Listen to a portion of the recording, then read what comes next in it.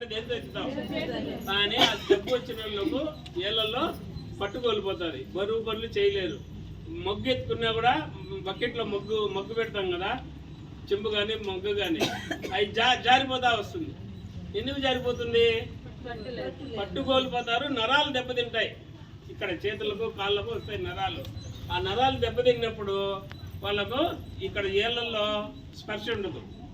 మంట పట్టుకుంటే కూడా, అగ్గి పట్టుకుంటే కూడా ఏమవుతుంది తెలియదు, కాలిపోతుంది. కానీ వాళ్ళకి అప్పుడు కాలినట్టు తెలియదు.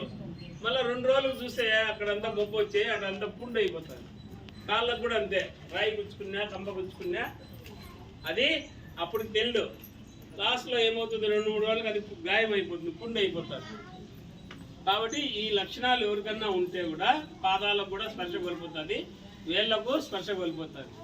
క్రమేపీ ఏమైందంటే ఏళ్ళు ఉంగిపోతాయి, కాలు వేళ్ళు ఉంగిపోతాయి. ఆ వేళ్ళు కూడా లాస్ట్కి తీసేయాల్సి వస్తుంది.